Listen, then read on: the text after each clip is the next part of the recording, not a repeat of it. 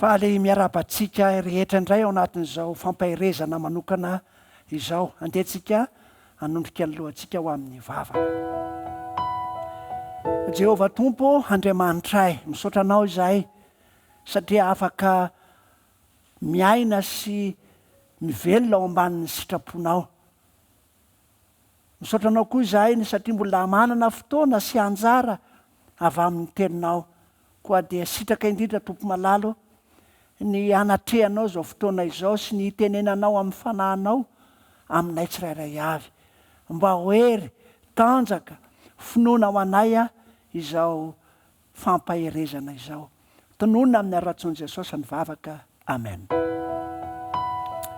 Ny tenin'Andriamanitra akatsika fampaherezana androany dia ny nanafian'ny Asiriana any Joda tamin'ny andro nanjakany Ezekela sy ny arovan'Andriamanitra azy araka ny hita ao amin'ny tantara faharoa, toko faharoa amby telopolo, toko iray manontolo.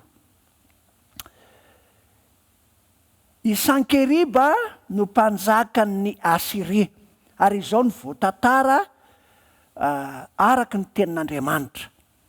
I Sankeriba dia nanao fahirano ny tanàna mimanda ny Jerosalema ary nikasa anafaka azy. Zay ny andininy voalohany.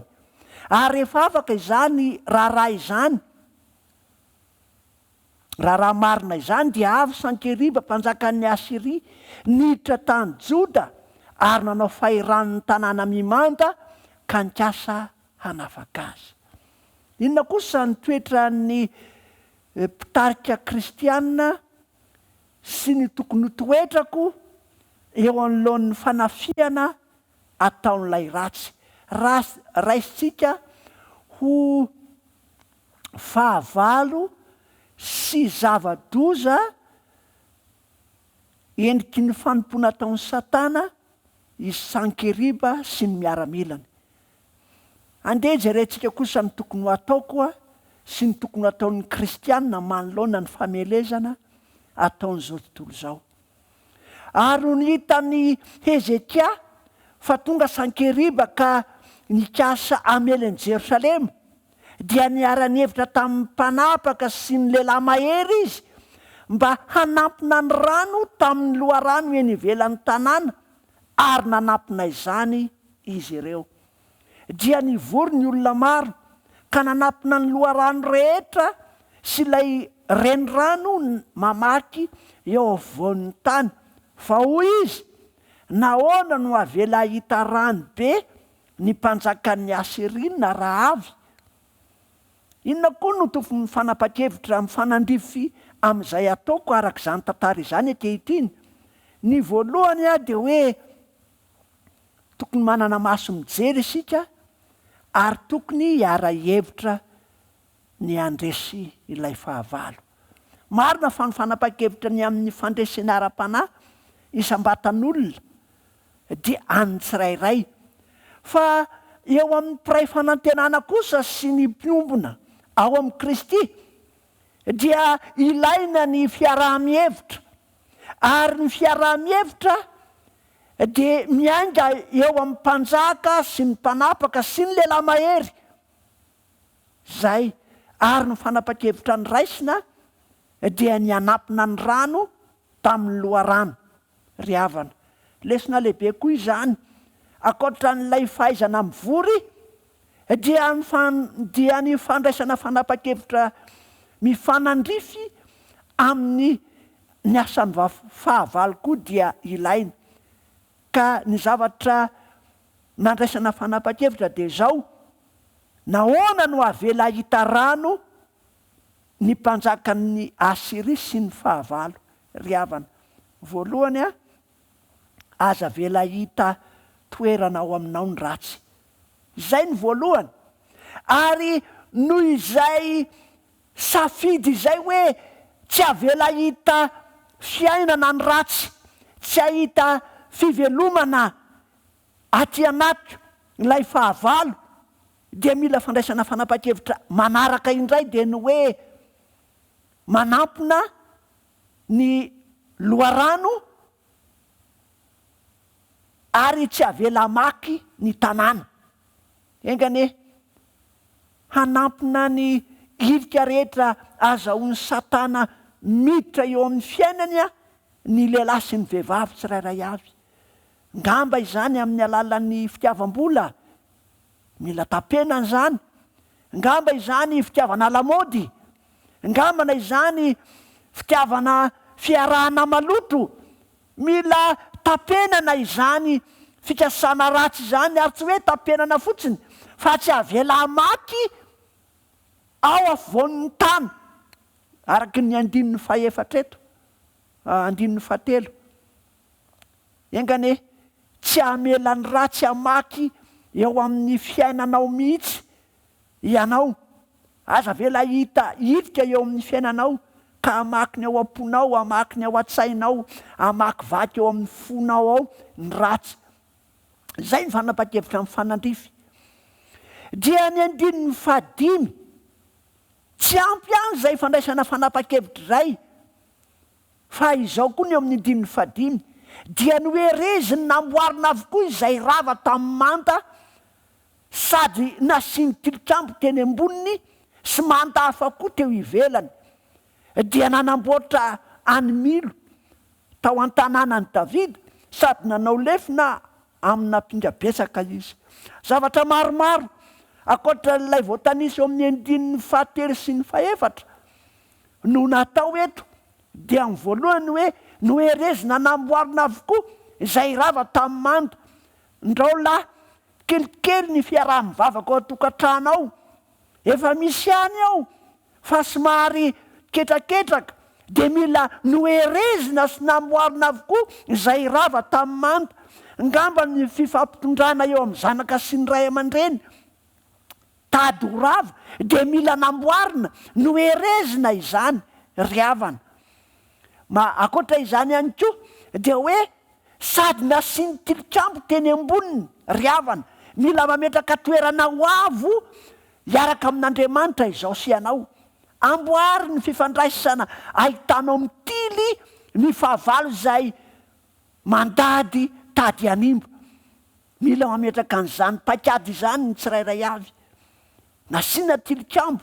Ny tilikambo moa dia toerana avo ahitana ny manodidina mahatazana ny lavitra. Dia enganenao hametraka izany koa eo amin'ny fiainanao mba hahazoanao maharesy ilay fahavalo. Dia namboarina nanao lefina. Engane anao izany lefina sy apinga izany ianao. Inona moa izany lefina izany? Raha mitantara izany ny bokin'ny Efesianina dia mahafinaritra loatra. Efesianina 4:9 dia miresaka izany hoe ny finoana no apinga, ny lefina dia sy ny sabatra dia ny tenin'Andriamanitra. Mila mandrafitra ireo isika mba azahoantsika manohatra an'ilay fahavalo. Andininy fahaenina sy ny fahafito sy ny fahavalo no tena herin'ity fampaherezana ity. Andehantsika hijery ny ivon'ity fampaherezana ity, ny andininy fahaenina ka hatramin'ny fahavalo. Ary nanendry fe miaramila ifeny olona izy, ka nampiangona azy ankeo teo ankahalalahana akaiky ny vavahady ny tanàna. Dia nanao teny famporisiana taminy hoe mahereza ka mahatanjaka. Aza matahotra na mivadi-po noho ny mpanjakan'ny Asiria sy ny amaroan'ny olona rehetra izay entiny. Fa ny momba antsika dia be noho ny momba azy, sandronofo no momba azy, fa Jehovah Andriamantsika kosa no momba antsika, hamonjy antsika ka hiady ny atsika. Ary dia niakina tamin'ny tenin'ny Ezekia mpanjakan'ny Joda ny olona ry havana. Ao anatin'ireto andiny anankitelo reto no herin'izao fampaherezana izao, dia ny fahaizana mametraka ny toerana amin'ny olona tsirairay avy. Rehefa mahay mametraka ny tokony amin'izay tokony toerana, isika dia mandresy. Tahaka ny Petera dia tsy nay nifidy ny toerana tokony hipetrahana, fa nitantanina teny amin'ny olom-boto sy ny jolay izy. Takariva moa ny andro de lasa namindro teny izy, aza mifidy toerana zay azahoany devoly mandrapaka anao. Fa eto dia nanendry miaramila ifeny olona izy, de mahaiza koa maka toerana sy mametraka ny toerana tokony hipetrahanao. De izao no andininy fafito, misy teny-pikasana fito atolotra anao ihany koa am'ty fampaherezana. Teny fikasana voalohany de hoe mahereza. Andriamanitra ametraka hery ao anatinao. Faharoa, ka mahatanja. N'olona hery apetraka Andriamanitra aty anatintsika dia afaka ny atanjaka isika. Fa ny tanjaka zany de ampiasaina ty ivelany, fa ny hery kosa ao anaty. Ka mahatanja. Teny fikasana fahatelo, aza matahotra. Rehefa mijery ny lasany olona de matahotra satria mahafantatra ny tanjak'ilay fahavalo. Fa eto kosa de manao hoe aza matahotra. Ny faefatra, na mivadi-po, ry havana mampangitakitaka ny ady, kanefa mahazo teny-pikasana isika. Ary ny faefatra de manao hoe aza mivadi-po. Aza mivadi-po noho ny mpanjaka ny Asiria, na noho ny amaroan'ny olona rehetra zay entiny. Indraindray mampatahotra antsika ny fahefan'ny Satana sy ny zavatra entiny ty fiainany ty. Aza matahotra ny famelezan'ny Satana sy ny zavatra entiny ty zao tontolo zao ity ho atsika. Fa izao ny teny fadimy, fa ny momba atsika de be noho ny momba azy. Ry havana, mahafinaritra Andriamanitra fa raha manana miaramila folo Satana, ny Jehova de zato. Mahereza fa ny momba atsika de be noho ny momba azy. Mahafinaritra fa tsy mamela ny zanany ho kamboty koa Andriamanitra, fa ny momba atsika de be lavitra noho ny momba azy. Tantara maro mikasika izany kanefa dia toizatsika amin'ny teny fikasana fahaenina. Ny fahaenina dia araky ny andininy fahavalo. Sandro nofo no momba azy, fa Jehova kosa no momba atsika. Ry havana, ny nofo dia voafetra ny ra sy ny herin'ny taolana sy ny zay moa no tenin' Jesosy rehefa njakana tamin'ny maty izy hoe tsapao ny tanako, lany voako.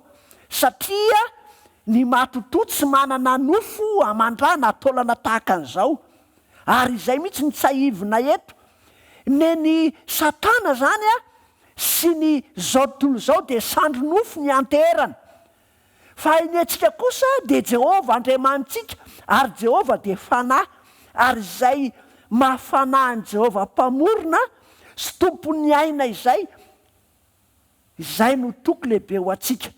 Jehova no amonjy ka hiady ny aditsika. Zay le fafito hoe Jehova no hiady. Ny fahenina zany de Jehova no amonjy satria Jehova no Andriamanitsika. Ny fafito de hoe Jehova ny aditsika. Jehova ne hatanteraka izany ady izany, ka ataon'Andriamanitra ho mpandresy isika eo anoloan'ny ady, na ady ara-panahy io na ady eo amin'ny fiainana io de Jehova no hiady ny aditsika. Betsaka ny ady-piainana. Ary amin'izao fotoana izao dia be dehibe ny ady. Arariny loatra ireny ady reny. Misy ady amin'ny kolikoly, misy ady amin'ny fivovan'ny toetrandro, misy ady amin'ny sida, misy ady atao amin'ny tsisy ny herisetra. Tsara avokoa ireny, fa ity ady anankiray ity, lay ady ara-panahy, dia Jehova no afaka hampaherin'ny fanahy, satria Jehova de Andriamanitsika dia fanahy. Andriamanitra de fanahy, ka Andriamanitra ne hanafaka sy hamonjy anao. Ny andininy fahasivy ka hatramin'ny andininy fahadimy-ambin'ny-folo dia paikady voalohany nampiasain'ny mpanjaka Sankeriba mba hanapotehana sy handravana ny saina tao amin'ny zanak'Israely sy ny herim-panahy tao amin'ny zanak'Israely, ary dia nampiasa olona mantavava sy tsy mahafehy fitenenana izy mba hanao menasy, mba hampiororo ny zanatr'Israely sy ny fireneny Joda dia nampiasa izany izy. Ny andininy fahatelo ambin'ny folo ihany no vakiantsika mikasika izany. 13 sy 14. Tsy fantatrao va izay nataoko dia izao sy ny razako tamin'ny firenena rehetra tany amin'ny tany hafa? Moa ireny Andriamanitry ny firenena tany amin'ny tany hafa ireny va nisy navonjy ny tany akory tamin'ny tanako? Iza no Andriamanitry ireo firenena efa naharinga ny razako ireo no nahavonjy ny olony tamin'ny tanako ka dia hahavovonjy anareo amin'ny tanako va Andriamanitra reo? Koa ankehitriny aza vela mitaka anareo Ezekia fa nay taonanareo tahaka izao, aza mino azy ianareo fa tsy misy Andriamanitra tany amin'ny firenena sy ny fanjakana rehetra izay nahavonjy ny olony tamin'ny tanako na ny tanany razako, koa aiza ny Andriamanitra reo no ahavonjy anareo. Zay zany le paikady voalohany. Dia ny paikady faharoa ny 19 hatramin'ny 19. Zay le paikady faharoa. Dia ny teny ratsy an'Andriamanitra izy dia ny teny tamin'ny fiteniny izy, nampiasa fiteniny zareo zanatr'Israely izy. Ary dia ny Andriamanitra ivavahantsika mihitsiny no nolotony sy ny zimbazimbainy. Ary dia nandefa taratasy izy araka ny 17 sady nanoratra taratasy hiaika ny Jehovah Andriamanitry ny Israely sy teny ratsy azy ka nanao hoe tahaka ny tsy nahavonjeny ireny Andriamanitry ny firenena tany amin'ny tany hafa ny olony tamin'ny tanako no tsy amonjeny n'Andriamanitry ny Ezekia ny olony koa amin'ny tanako. Inona kosa no tokony ataontsika? Andeha ny vahaolana no tadiavintsika mba azahoantsika fandresena. Ny 20 avy hatrany ny vahaolana tokony ho atao. Ary noho izany dia nivavaka Ezekia mpanjaka sy Isaia mpaminany. Ry havana, mila mivavaka Ezekia, mila mivavaka Isaia mpaminany. Dia tahaka izany koa ankehitriny, mila ny tsirairay avy anao vavaka manokana ho an'ny tenany, ary mila vavaka firaisana amin'ny fivavahana ihany koa. Zany hoe rehefa avy mavita ho an'ny isam-batan'olona dia miditra amin'ny ambaratonga faharoa vavaka iraisana. Ka io vavaka iraisana io na io ao an-tokantrano na io any amin'ny mpiara-miombona fanantenana na mpiara-miasa. Izany no azahoana fandresena. Mivavaka ny fiarah-mientana amin'ny ady ny voalohany, fiarah-mivavaka faharoa, ary ny fahatelo ao amin'ny 20 ihany ka nitaraina tamin'ny lanitra. Fitinina amin'ilay hoe lanitra le seza Jehovah sy ny seza fiandrianana, ka nitaraina tamin'ny lanitra. Ry havana, tsara ny mivavaka araka ny 20 eto ny mivavaka, fa tokony ho tonga any amin'ny fitarainana mihitsiny. Zany hoe lay tena fototsy ny olana, lay fanibazimbanan'Andriamanitra mihitsy ny tokony aborahana hoe Andriamanitra zimbazimbaina aminay eny anaranao ka dia avonjeo izahay. Ary vahaolana dia raisitsika eo amin'ny 20. Inona ny vokatry ny vavaka sy ny fitarainana ataon'ny mpanompony izay miaraka manao izany vavaka sy fitarainana izany? 20. Ary Jehovah naniraka anjely izay nandringana ny lehilahy mahery rehetra sy ny mpanapaka ary nikomandy teo amin'ny tompon'ny mpanjakan'ny Asiria, ka lasa nody amikenatra Sankeriba, ary no niditra tao an-tranon'Andriamanina izy dia namony azy tao tamin'ny sabatra ny zanany naterany. Misy lesona lehibe ary vokatry ny fidiran'Andriamanitra atsehatra eto. Voalohany, ny hainy vavaka Andriamanitra. Ary Andriamanitra rehefa ny hainy vavaka dia naniraka anjely izy. Voalohany, mihainy vavaka Andriamanitra. Faharoa, maniraka anjely Andriamanitra. Fahatelo, tsy hoe naniraka anjely fotsiny Andriamanitra, fa nomeny fahefana ireo anjely ireo handringana ny mahery lehilahy mahery sy ny mpanapaka ary ny komandy rehetra teo amin'ny tobon'ny Asiria riavana. Zany asa mahagaga izany dia avy amin'ny Jehovah koa, ka raha nataony tamin'ny Ezekia sy ny vahoaka tao Joda izany dia tsy diso anjara amin'izany koa ianao ankehitriny dia ny azahoanao fandresena.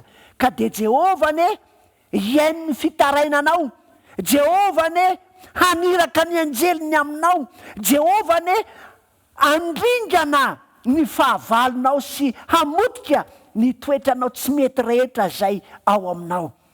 Dia ny zavatra mahagaga ankoatran'izay fidiran'Andriamanitra antsehatra mivantana izay dia izao no tanon-kenatra Sankeriba riavana.